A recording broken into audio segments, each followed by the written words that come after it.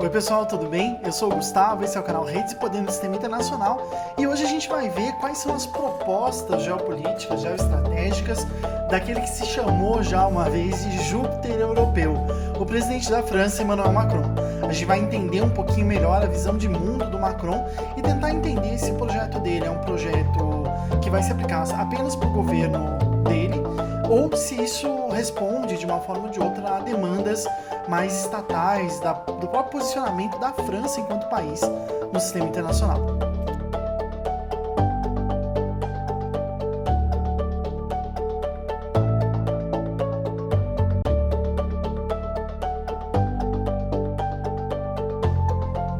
Bom, pessoal, abordar a situação de um país nunca é fácil porque há muitos elementos que podem influenciar nas decisões e nas práticas, que não são só práticas comerciais, mas que acabam sendo também práticas políticas, acabam sendo também outros tipos de ações culturais, econômicas, comerciais, financeiras ou monetárias dos países ao redor do mundo. Mas parece ser interessante quando a gente pega alguns casos específicos, como esse do Emmanuel Macron, o presidente francês, que, como eu disse na entrada desse vídeo, uma vez falou que iria governar tal qual Júpiter, né? Qual que é essa referência que ele fez? Né? Ele fez uma referência ao deus, ao rei dos deuses romanos, né? A divindade Júpiter, que era conhecido como uma figura extremamente isolada e que governava a partir de cima, governava sobretudo de longe e a partir de uma centralidade muito relevante. Esse aspecto parece ser um aspecto bem interessante para definir a lógica do governo Macron, tanto com relação a questões internas como com relação a questões externas.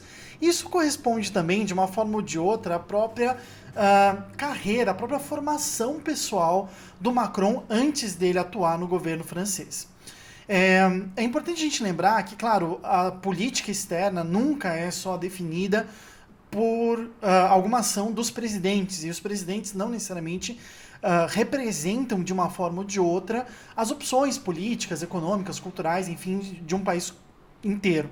Mas é interessante a gente perceber como que há sempre uma marca na execução dessa política externa, principalmente na forma como se enxerga o país. Né? A gente poderia falar aqui de diversas maneiras. A gente pode falar do Luiz Inácio Lula da Silva, as diferenças dele para com o Jair Bolsonaro, pelo fato de que o Lula tem um tipo de formação profissional específica, de torneiro mecânico, né, que enxerga a partir da história de baixo e tudo mais, enquanto que o Jair Bolsonaro tem uma formação militar, então enxerga o Brasil, o território brasileiro, os outros países também a partir dessa grade analítica, digamos assim, a partir de pressupostos militares, né?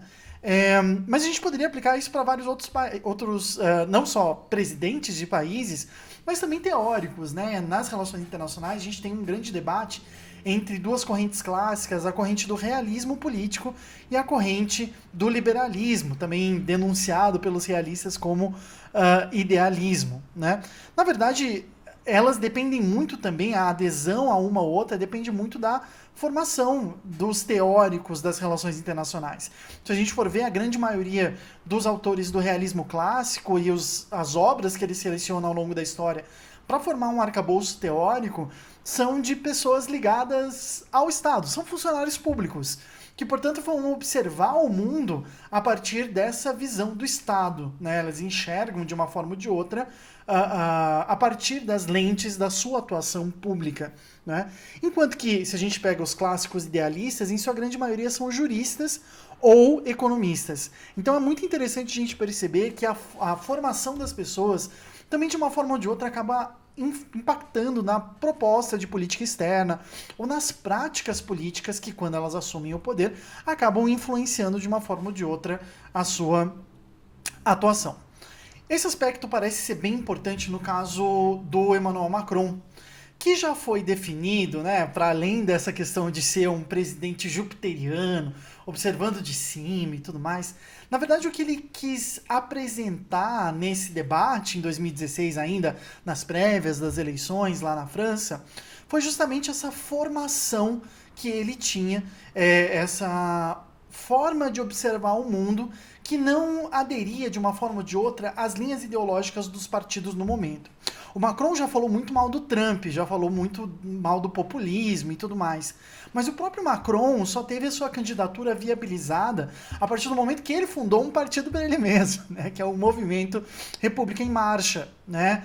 É um aspecto muito interessante esse, porque causou uma situação nas eleições de 2016 em que 2017, se não me engano, em que os dois candidatos que foram para o segundo turno lá na França, o Emmanuel Macron e a Marine Le Pen, né, líder da Frente Nacional, que é um partido de extrema-direita, eram dois candidatos que não representavam maiorias parlamentares, que não tinham partidos, porque o partido do Macron tinha acabado de ser criado e a Frente Nacional nunca conseguiu desenvolver uma grande bancada no parlamento francês, um país que é uma república semipresidencialista, ou seja, que depende tanto do parlamento, da formação de uma maioria parlamentar, e que tem um primeiro-ministro saído do parlamento, quanto um presidente responsável por alguns aspectos, sobretudo política externa e segurança nacional. Bom, chegamos aí à questão fundamental da possibilidade da gente falar de uma doutrina Macron, né?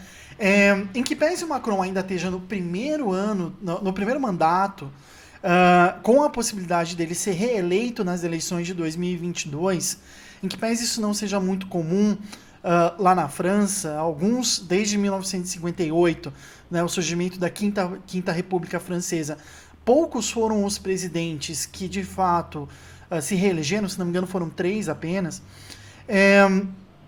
É interessante a gente perceber de uma forma ou de outra, peço desculpas que está bem movimentado aqui, é bem interessante a gente perceber que lá na França o mandato presidencial é de 5 anos, não é de 4 anos.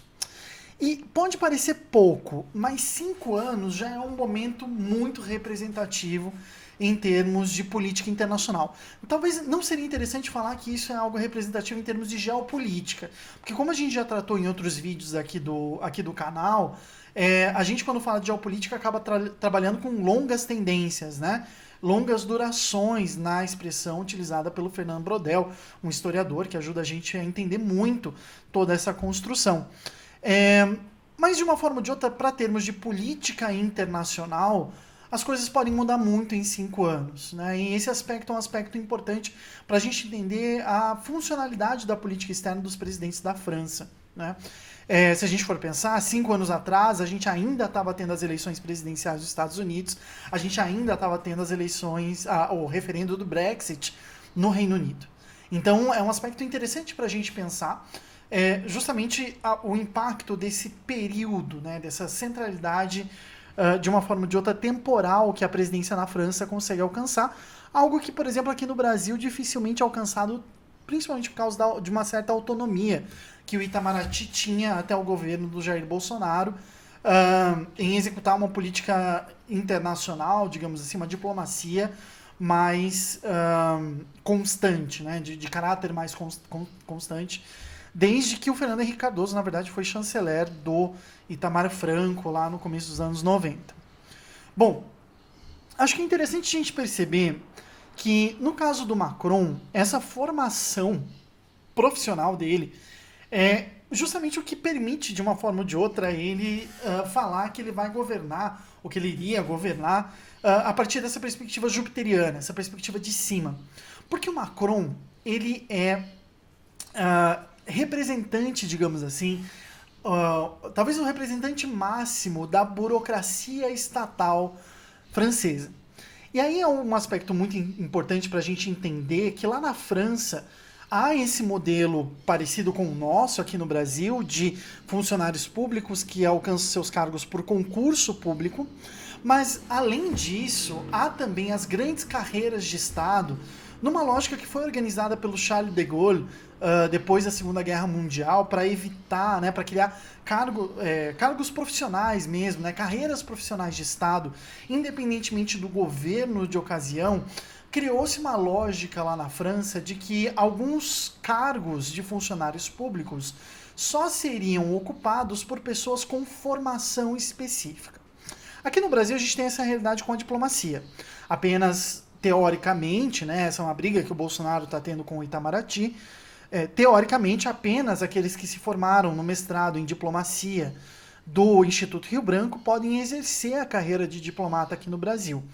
Haveria que ter uma mudança institucional para permissão de não formados no Rio Branco para exercerem a diplomacia brasileira. Só que lá na França, isso não está restrito apenas à diplomacia. Isso se aplica aos grandes cargos de todos os ministérios do país. E existe um termo, né, utilizado porque trata-se daqueles que fizeram parte da ENA, né, os chamados ENAístas, que são aqueles que fizeram parte da Escola Nacional de Administração. A Escola Nacional de Administração é uma faculdade pública lá na França, mas que é dedicada à administração do Estado. E esses ENAístas, na verdade, conformam, de uma forma ou de outra, castas de funcionários públicos de alto escalão, digamos assim. Esse é um aspecto importante, porque isso é formado, a entrada na ENA, na Escola Nacional de Administração, lá da França, ela vai sendo construída desde o ensino médio. Então, essa carreira ela é muito difícil de ser alcançada por aquelas pessoas que não se destacam nas notas, no ensino médio, na universidade, e depois na Escola Nacional, para a sua admissão, digamos assim, na Escola Nacional de Administração, a partir de onde elas serão encaminhadas para diversos institutos e organismos governamentais lá na França. E esse é mais ou menos o caminho que o Emmanuel Macron fez. Ele se forma na ENA e a partir daí começa a ocupar cargos de alta responsabilidade no governo francês. Tanto que ele foi secretário na época do governo do Jacques Chirac, que era um governo de direita, e foi ministro na época do governo... Não, desculpa, ele foi secretário na época do Nicolas Sarkozy, que é um governo de direita, mas ele também foi ministro, aí sim, ministro, né? Do governo do François Hollande, que era um governo socialista, um governo de esquerda. Então nós temos aí essa ideia que vai se conformar na carreira profissional do Macron, mais ou menos, de uma forma bem significativa, disso que denunciam nele em diversas análises que são feitas. Um certo extremismo de centro, né? Isso é tirado de uma expressão que ele usou nas eleições de 2016, quando ele fala que ele não era nem de direita nem de esquerda, ele era de centro, e mais de centro, ele era um extremo centrista. Essa expressão utilizada pelo Macron, ela é muito forte, porque na verdade ela demonstra de uma maneira ou de outra que se colocou na presidência da França uma pessoa que pensa com a cabeça da alta administração do país e não necessariamente responde a demandas públicas. A gente pode enxergar isso, e daí que vem essa ideia de governar de longe, governar observando, trazendo, né, leituras, carga teórica e tudo mais, mas também aplicando na prática, governando, encontrando meios termos e tudo mais.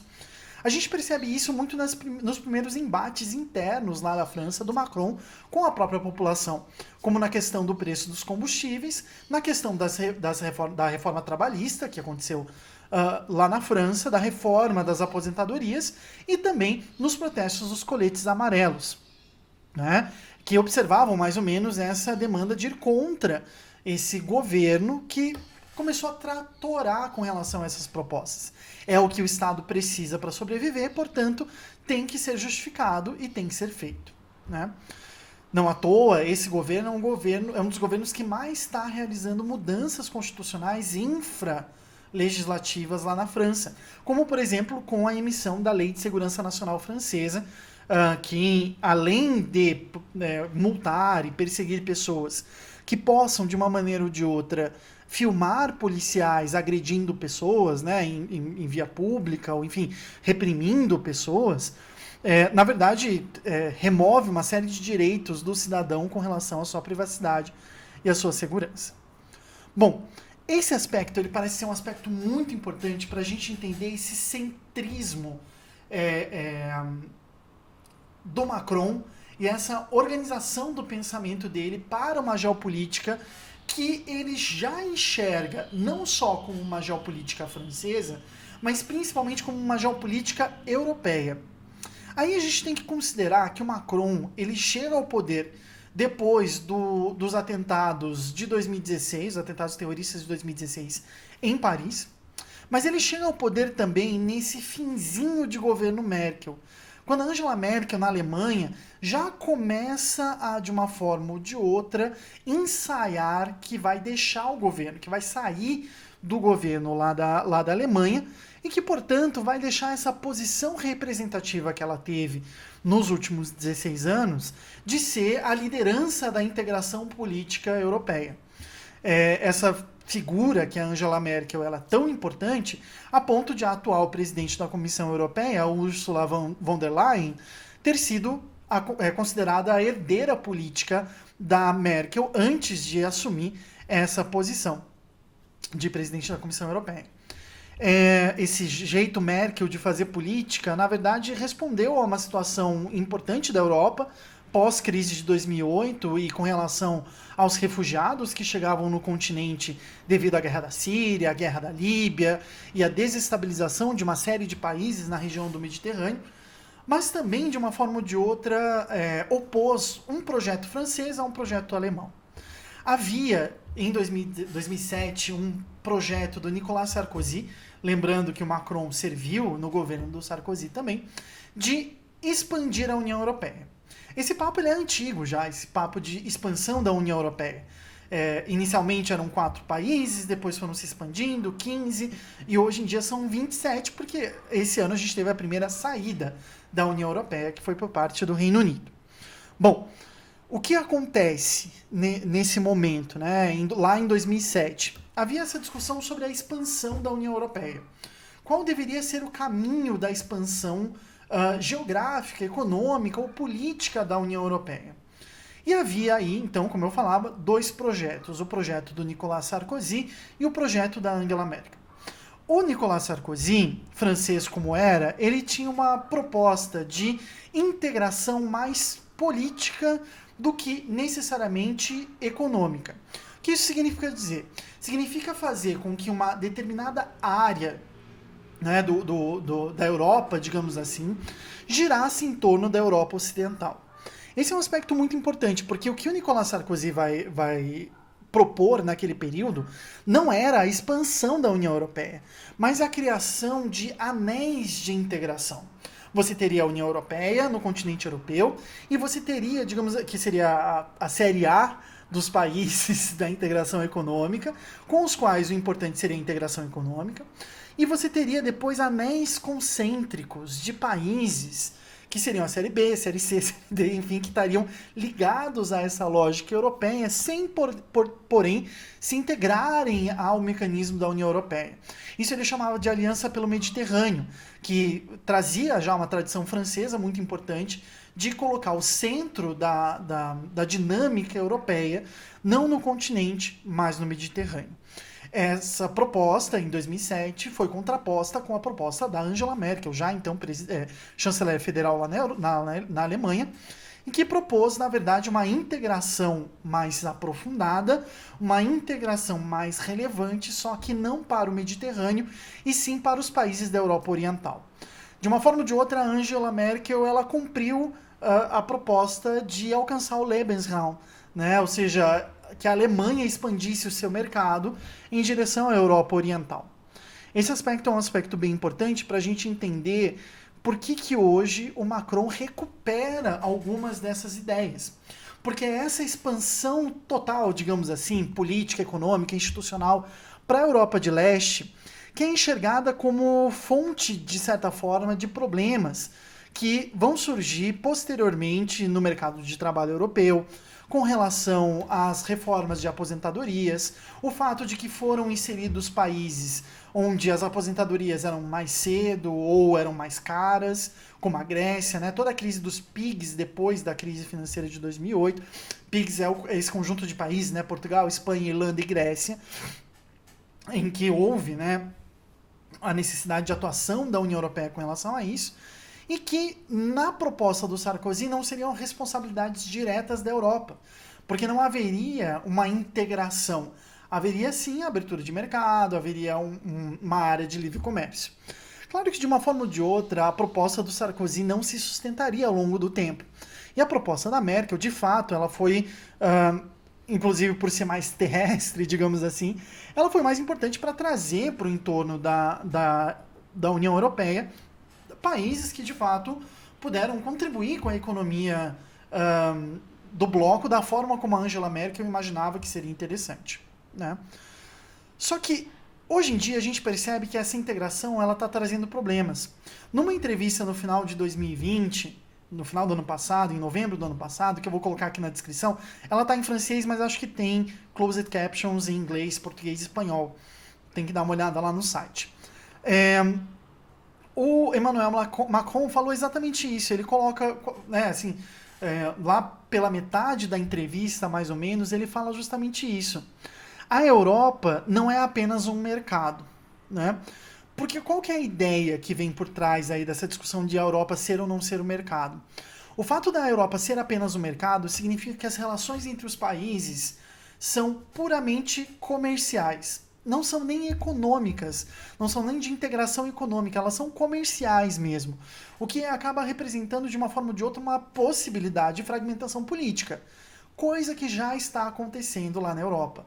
Coisa que já vem se observando nos últimos anos, principalmente com relação a alguns casos extremos, como Polônia e Ucrânia, mas que perigam cada vez mais se aprofundar mesmo no cerne da Europa Ocidental, ali como diferenças, inclusive, com relação ao combate à pandemia do Covid-19 na França, na Holanda e na Alemanha, né? Acho que esse aspecto é um aspecto interessante, essa percepção de que a Europa não é só um mercado para o Macron, para a proposta que ele tenta fazer, que é o que ele chama de consenso de Paris. Ele tenta propor, de uma forma ou de outra, a atuação da França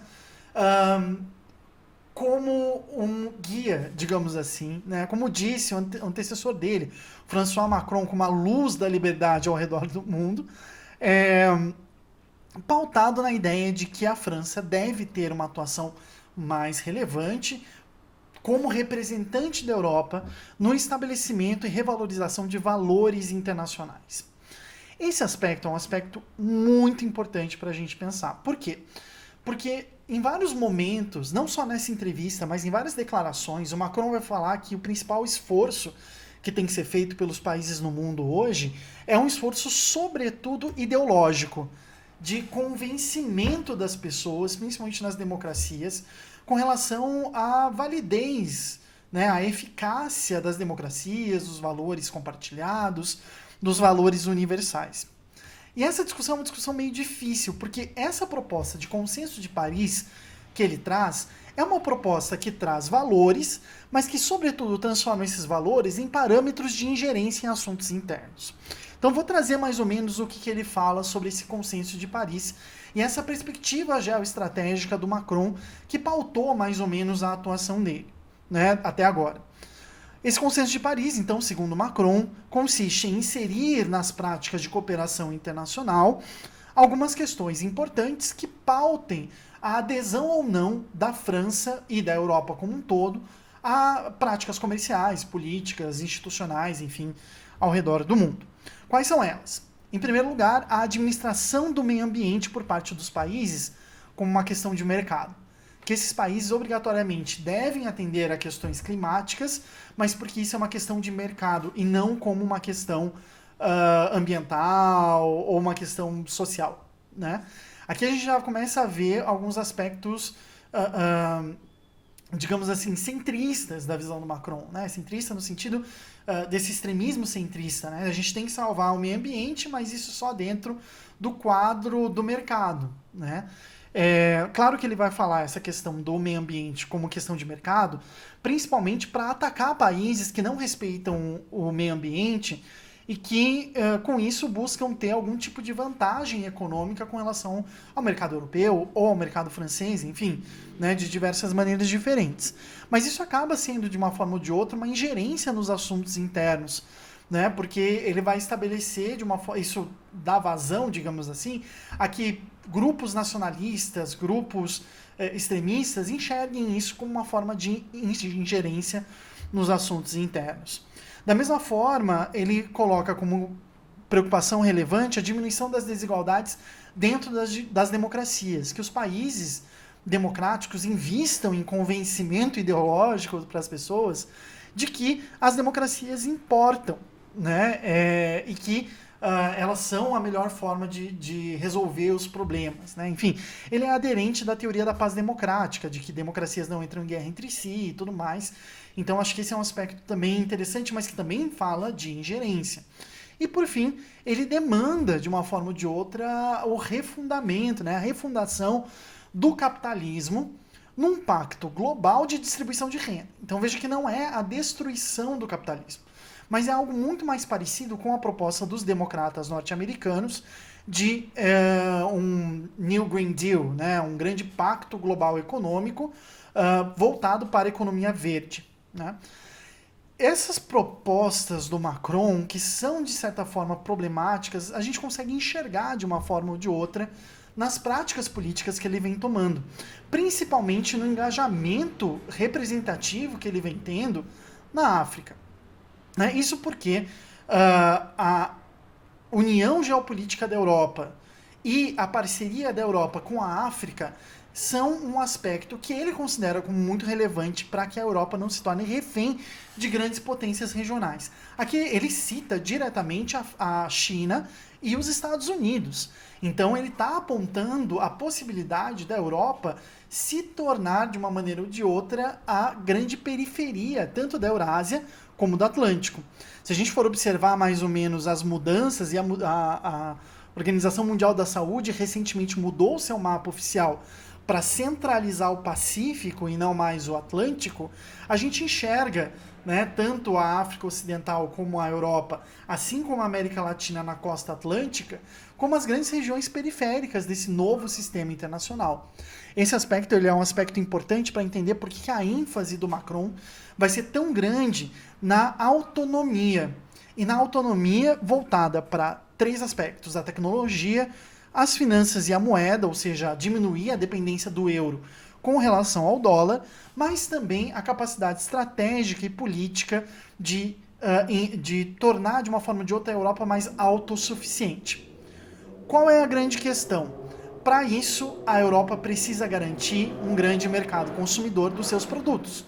Porque a lógica que o Macron vem apresentando é justamente essa lógica de que as empresas europeias, as empresas francesas, alemãs, portugueses, enfim, consigam ter uma autonomia e uma competitividade de mercado. E aí ele puxa do bolso a proposta de uma parceria euro-africana, né? Essa parceria euro-africana que ele apresenta como um aspecto importante, relevante, de democracia, de garantir a institucionalidade do país, na verdade, resulta da percepção de uma influência cada vez maior da China naquele continente, o que enfraquece posições históricas, não só da Europa, mas principalmente da França, naquela região. Ontem, dia 16, terminou uma grande cúpula internacional do chamado G5 do Sahel. São 5 países, né, daquela região de transição entre o Saara e a savana, lá na África, ex-colônias francesas, que estavam avaliando se a atuação militar das tropas da França e desses países tinham tido benefícios ou tinham tido, de uma forma ou de outra, resultados positivos no combate a grupos rebeldes do norte desses países, ou, né, da região desértica desses países, né, ou não. Né? Qual que é a grande questão? A França ela conseguiu eliminar, de fato, grande parte da liderança dos grupos extremistas, como o ISIS, como a Al-Qaeda, como o Boko Haram naquela região. Só que, ao mesmo tempo, como indica uma reportagem da BBC África, 2020 foi o ano mais mortífero para ser um civil naquela região. Nós temos milhares de tropas militares estrangeiras e nacionais lutando contra tropas rebeldes tuaregs, contra grupos extremistas que ora atuam de forma individual, ora se engajam em redes transnacionais com vários outros processos, tendo a Líbia como um grande problema para a Europa, porque a guerra civil na Líbia, que vem acontecendo já desde 2011, com a morte do Muammar Gaddafi, tem se replicado, assim, tem se mantido como uma forma de criar uma entrada para tráfico de pessoas, tráfico de drogas, tráfico de armas na Europa em movimentos e também a entrada de terroristas naquele território. Ao mesmo tempo, o governo francês ele tem adotado práticas discriminatórias muito fortes. Né? Recentemente, o ministro do Interior, o Gérald Darmanin, ele falou que a líder da extrema-direita francesa, a Marine Le Pen, era muito mole com relação ao Islã, que o Islã era um grande problema na França. Né? Isso até foi um vídeo que saiu agora dia 12, na sexta-feira. Tem uma moto passando. Em que ao falar isso, ele deixa a líder da extrema-direita francesa e europeia como um todo chocada. Porque ela fala assim, não, eu defendo. Ele falava de controlar as reuniões em universidades, em mesquitas e tudo mais. E ela fala, não, eu defendo o direito de reunião, e o direito de assembleia e o direito de liberdade de religião. Né? Então, são aspectos interessantes para ver mais ou menos de que forma essa proposta jupiteriana, na verdade, do Emmanuel Macron, traz justamente uma renovação de uma certa postura europeia com relação ao mundo. Bom, são várias coisas que a gente poderia falar, a intervenção no Mali, a Operação Barkhane, nesses países do Sahel, mas se vocês têm dúvidas com relação a isso, deixem aqui nos comentários, fala pra gente aí o que vocês acharam, que vocês gostaram, curtiram, comentem aqui, deixem a sua curtida, se inscrevam no canal para receber os vídeos, e também a gente tem uma lista no Telegram, se você quiser acessar, tá? O link aqui na descrição, para você receber os nossos vídeos sempre que eles forem publicados, e também para receber notícias. Uma vez por semana, mais ou menos, a gente manda o que é que a gente andou lendo essa semana sobre geopolítica e que achou interessante. Tá bom, gente? É isso, esse vídeo já ficou longo, como eu disse, são muitas informações, mas vão colocando aí nos comentários, a gente está adorando responder as dúvidas e as questões que vocês vão trazendo pra gente. Tá bom? Obrigado e até sexta.